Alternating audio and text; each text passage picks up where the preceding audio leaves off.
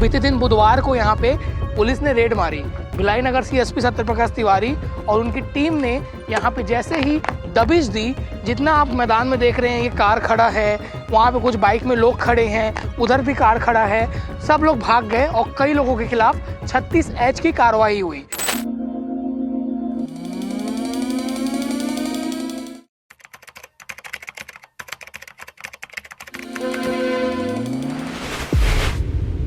भिलाई का जयंती स्टेडियम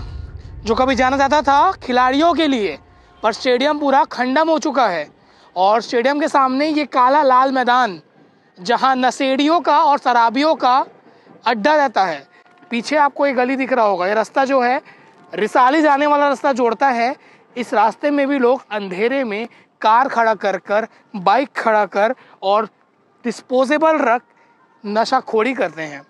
बीते दिन बुधवार को यहाँ पे पुलिस ने रेड मारी। भिलाई नगर सीएसपी सत्यप्रकाश तिवारी और उनकी टीम ने यहाँ पे जैसे ही दबिश दी, जितना आप मैदान में देख रहे हैं, ये कार खड़ा है, वहाँ पे कुछ बाइक में लोग खड़े हैं, उधर भी कार खड़ा है, सब लोग भाग गए और कई लोगों के खिलाफ 36H की कार्रवाई हुई। 36H की कार्रवाई यानी कि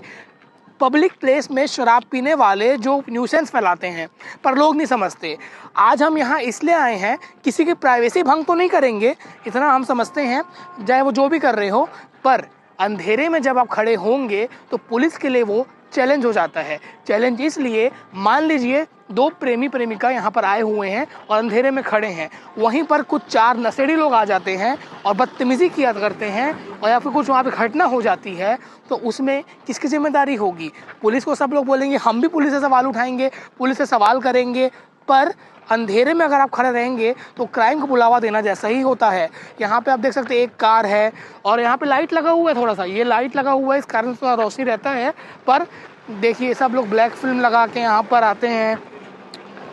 और HSR भी नंबर तो भूल जाइए। बीच में लड़के खड़े हैं, यहाँ लाइट है तो थोड़े कम है, पर जैसे ही आप 10 से 11 बजे के बीच आएंगे, यहाँ पे कारों में जितने भी लोग रहते हैं असामाजिक तत्व, तो उस प्रकार के लोग मिलेंगे और शराब खोरी करते रहेंगे। बीते दिन जब यहाँ रेड पड़ा था तो आप तस्वीर लगातार देख रहे होंगे, जब भिलाई नगर CSP यहाँ पे आए हुए थे और उनसे हमने पूछा भी है। हाँ, ये वीडियो लाने का मकसद एक ये भी है, अगर आपके घर के पास खुले या किसी अंधेरे सुनसान इलाके में कोई नशाखोरी कर रहा है, अड्डेबाजी कर रहा है, तो आप किसको संपर्क कर सकते हैं? हमेशा सोचते हैं पुलिस को बुलाएंगे तब तक तो वो लोग भग जाएंगे। तो आपको क्या करना है, अगर आप फोटो खींच सकते हैं उस गाड़ी का तो फोटो खींच लीजिए। 1033 में आप ड्राइविंग अगर वो कर रहे लापरवाही से उसमें बता सकते हैं, या 112 पे आप कॉल करिए। पुलिस बाध्य है एक्शन लेने के लिए, क्योंकि जब लगातार कार्रवाई हो रही है तो पूरे ज़िले में कार्रवाई होनी चाहिए, क्योंकि नशे में अगर इस प्रकार से लोग रहेंगे और लगातार कानून व्यवस्था पर सवाल उठेगा, क्राइम होगा, तो ये हमारी भी जिम्मेदारी बनती है, समाज के लोग ही जो होते हैं अंधेरे में आते हैं, कि हम अपनी तत्परता दिखाएं और अपनी जिम्मेदारी निभाएं। रोज रात को चेकिंग हो रही है अड्डेबाजियों के खिलाफ, अब तक कितना लोगों के खिलाफ कार्रवाई हुई है और कल कैसा सब चेकिंग था? वरिष्ठ पुलिस अधीक्षक महोदय के निर्देशन में शाम को विभिन्न थाना क्षेत्रों में जो अड्डेबाजी होती है, सार्वजनिक स्थलों पर जो लोग खड़े होकर के बेवजह धूम्रपान करते हैं अथवा शराब का सेवन करते हैं अथवा अड्डेबाजी करते हैं, ऐसे जगहों को चिन्हित किया जा कर के और लगातार पुलिस के द्वारा कार्रवाई की जा रही है। उस क्रम में विगत 3 दिनों में